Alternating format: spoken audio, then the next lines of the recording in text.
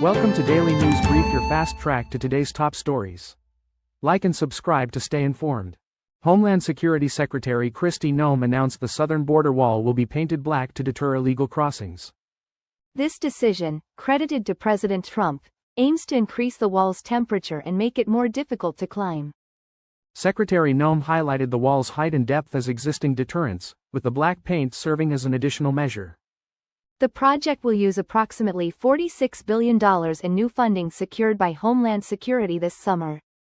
Broadcom shares fell over 3% today, following a broader decline in technology stocks, particularly those associated with artificial intelligence. This decline comes as investors secure profits amidst market uncertainty and ahead of anticipated feedback from the Federal Reserve. While the market downturn impacts companies like Broadcom, some analysts view this as a buying opportunity given the long-term growth potential of artificial intelligence. Broadcom has shown significant volatility recently, but today's decline is not considered a fundamental shift in the company's outlook.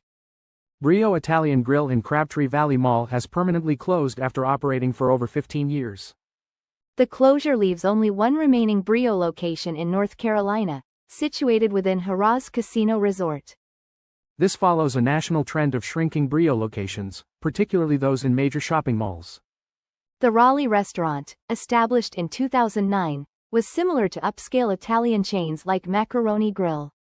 Two beachfront homes in Rodanthe, North Carolina are on the verge of collapsing into the Atlantic Ocean. 11 similar collapses have occurred since 2020 due to beach erosion and the effects of climate change. The Outer Banks, particularly Rodanthe, is highly susceptible to erosion because it juts out into the Atlantic more than any other area in the state. Experts emphasize that barrier islands are dynamic environments naturally prone to movement and thus unsuitable for permanent structures. Bodycam footage reveals a Rhode Island prosecutor's arrest for trespassing at a restaurant.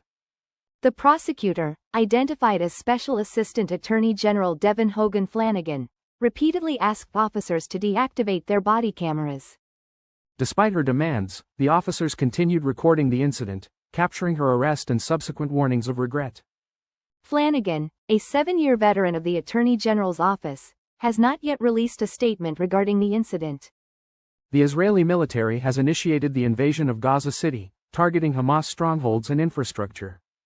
Preliminary operations are underway on the city outskirts, with the Israeli Defense Forces already holding positions.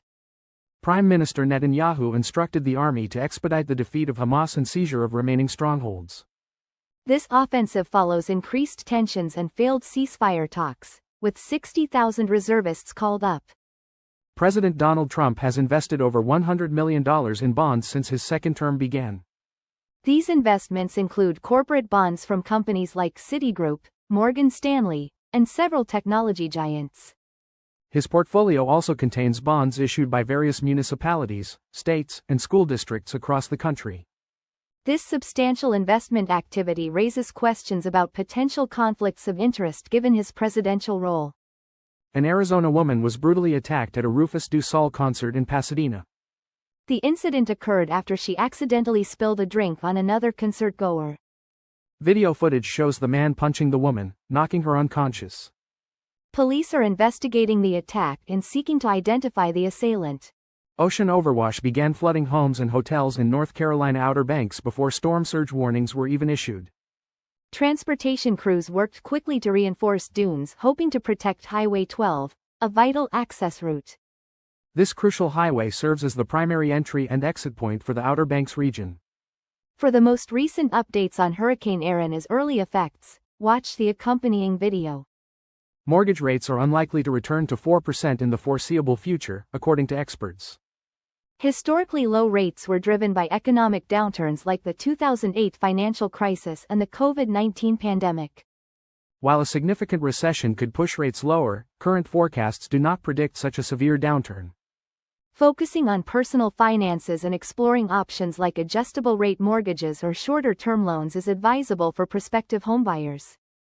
A study has identified two natural compounds, nicotinamide and epigallocatechin gallate, that could potentially reverse brain cell aging. These compounds, found in vitamin B3 and green tea respectively, may help restore energy production in brain cells and improve protein cleanup. Researchers observed that treating aged nerve cells with these compounds restored energy levels and enhanced amyloid protein clearance.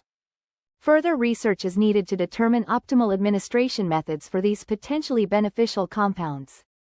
Interface Liquid Glass transforms the iPhone with transparent and layered elements for a fresh appearance.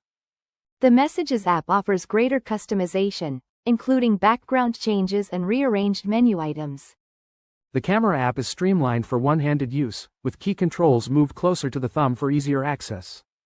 The Photos app is redesigned with a focus on user-friendliness, featuring 2 main tabs for library and albums. India suspended its 11% cotton import duty, signaling cooperation with the United States on trade concerns. This suspension offers relief to India's garment industry and benefits United States cotton growers. Planned trade talks between the United States and India were cancelled, delaying discussions on a trade agreement. The United States remains the largest market for Indian garments, but increased tariffs threaten Indian competitiveness. A lone dolphin in Lyme Bay, Dorset, has been exhibiting concerning behavior toward swimmers. Experts warn that this dolphin, known as Reggie, appears to be targeting women wearing wetsuits. Reggie has been observed pushing swimmers underwater and interacting aggressively with people.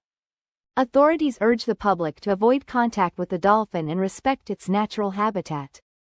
4 family members were found dead in their New Hampshire home in a suspected murder-suicide.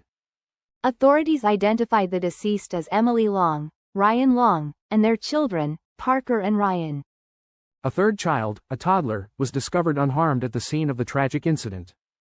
The investigation is ongoing, but authorities have stated there is no threat to the public.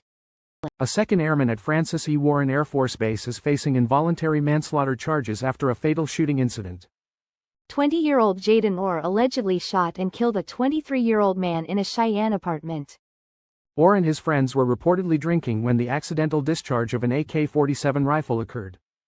This incident follows another involuntary manslaughter case involving an airman at the same base last month. Thank you for listening. Stay informed, stay aware, and join us again for more updates that matter. Until next time.